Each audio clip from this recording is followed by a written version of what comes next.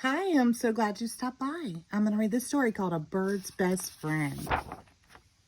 One day, Granny Bird arrived at Big Bird's nest with a surprise for him. A puppy, said Big Bird, and it isn't even my birthday. I know, Granny said with a smile, but I think you're old enough to have a puppy of your own. Will you take good care of him? It's a big responsibility. Sure, said Big Bird. It'll be fun. What are you going to name him? Asked Granny.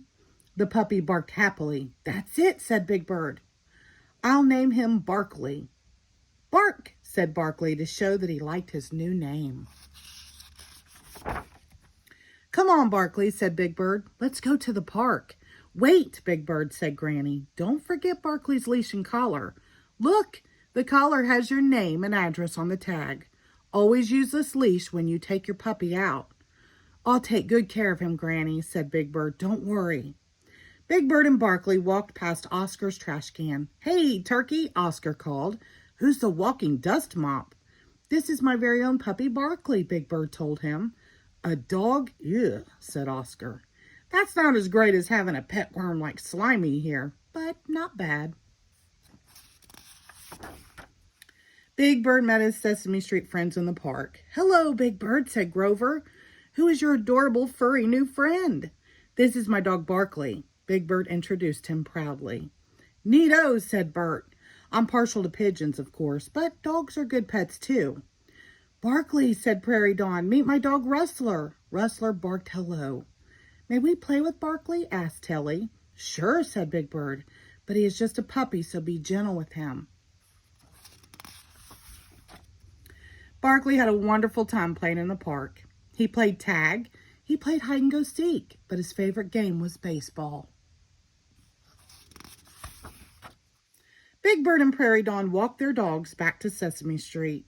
It's time for Barkley to eat, Prairie said. I'll give him a nice bowl of birdseed, said Big Bird. Oh, no, said Prairie. Puppies have their own special food. They need to eat a little meal 4 times a day, and they always need a bowl of fresh water. Prairie Dawn fed Barkley and Rustler, and they ate every bite. Barkley looked sleepily, said Prairie Dawn. He can sleep in my cozy nest, said Big Bird. No, Barkley needs a bed of his own, said Prairie. She put some blankets in a box and made a bed for Barkley next to Big Bird's nest. Barkley curled up in his new bed. Prairie and Rustler tiptoed out. Sleep tight, Barkley, Big Bird yawned. He was feeling sleepy, too. He crawled into his nest and was fast asleep in a minute. But Big Bird didn't sleep for long. Yow! Cried Barkley. He was not used to his new home. Big Bird tried everything to help Barkley go to sleep. He sang songs, he read stories, but Barkley cried all night long. Sherlock Hemlock knocked on the door the next morning. I say, is anybody home? He called. Good morning, Sherlock Hemlock, said Big Bird sleepily. This is my new dog. Ah, what's this? Through my detective's magnifying glass, I see a small furry animal with big ears. It appears to be a dog. His name is Barkley, said Big Bird. Pleased to make your acquaintance, Mr. Barkley, said Sherlock. Meet my dog, Watson.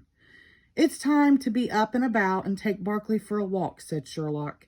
You should walk your puppy 3 times every day, you know. But it's raining today, said Big Bird. Elementary, my dear bird, said Sherlock. One must face the weather for the sake of one furry's friends. After breakfast, Sherlock, Watson, Barkley, and Big Bird walked down Sesame Street. Barkley splashed through every puddle. I must be off, said Sherlock. There are more mysteries to solve. Goodbye. Goodbye, Sherlock. Goodbye, Watson, said Big Bird. Come on, Barkley. Let's go visit Ernie and Bert. Hi, Big Bird, said Ernie. Barkley raced past him to the apartment and shook himself on the carpet. Then he ran in and out of every room. He jumped up on Bert's favorite chair. Barkley, stop, Big Bird yelled. But it was too late. Black, muddy paw prints were everywhere. Barkley, look what you've done, Big Bird cried. I'm sorry about the mess, Ernie. That's all right, said Ernie. Barkley is just a puppy, said Bert. He doesn't know any better. Big Bird helped Ernie and Bert clean up the apartment. Barkley helped too. Big Bird took Barkley home. He dried his puppy off with a big towel and brushed his tangles out of his fur. "It's time to take your nap now," he told Barkley. "I'm going to visit Grover. I won't be gone long." Barkley didn't take a nap. He decided to follow Big Bird. So he squeezed through the fence and crawled out onto Sesame Street. He was frightened by traffic. He tried to make friends with Harry Monster's kitten. He looked for a bone in the garden next to Hooper's store. Then he went back home and found something even better to chew on. "Barkley!" Big Bird cried when he saw what Barkley had done. "That was my lucky glove." Maria, who was out walking her dog Pareto, heard Big Bird. "What's wrong?" she asked. "Barkley chewed up my baseball glove." Big Bird was close to tears. "And I had to walk him even in the rain.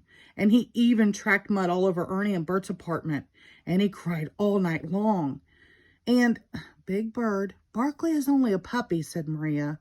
"He needs you to take care of him." "I know," said Big Bird. Big Bird picked up his puppy and hugged him. Barkley licked his face. "Don't worry, Barkley," said Big Bird. "I'll take good care of you, just like Granny Bird said." Big Bird and Barkley played together every day. Big Bird taught him how to sit and roll over. Maria brought a rubber ball for Barkley to chew on. One day, Granny Bird came by to visit. Rustler, Pareto, and Watson were eating lunch with Barkley. "How is Barkley?" Granny Bird asked. Big Bird patted his pet proudly. "Just fine," he said. "Barkley is the best present I ever got. He's my best friend." The end. Thank you.